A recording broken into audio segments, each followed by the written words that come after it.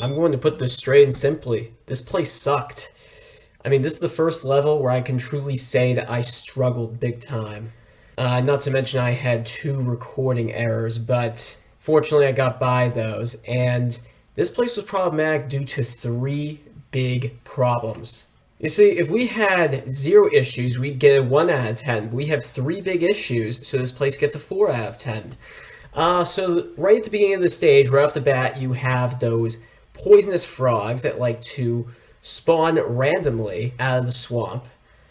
And when you get underneath them, when you get out of that room, you then have to deal with mudmen. My god, mudmen. They pretty much spawn randomly exactly like the frogs do. The only difference is just how they move after they spawn. The third room after that isn't so bad. It's just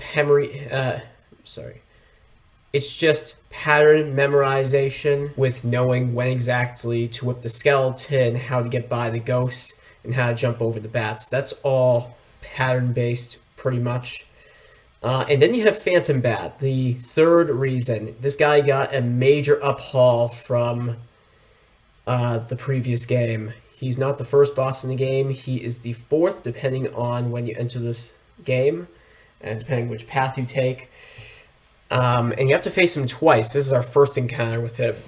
And he's pretty hard in this version.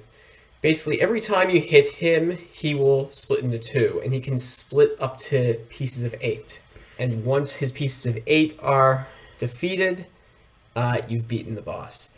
So basically, it doesn't matter what you hit him with. He has 15 HP, and each hit that you hit him with will make him split. And it's very annoying because you can't really hit him until after 10 frames or whatever. Whereas if you fight him in the US version, which I do not plan on playing, he has no invincibility frames. I think this is the only boss in the Japanese game that is harder than in the US game, because he has no invincibility frames after he finished flashing. Basically, after he's finished flashing here, you basically have 10 to 15 frames until you're able to hit him again. It might even be 20 frames, I'm not sure. But all of that adds up to the 4 out of 10 rating. My god, this place sucked. Up next is Alucard's Cave, and thankfully, this place should be a lot easier. So, I will see you then.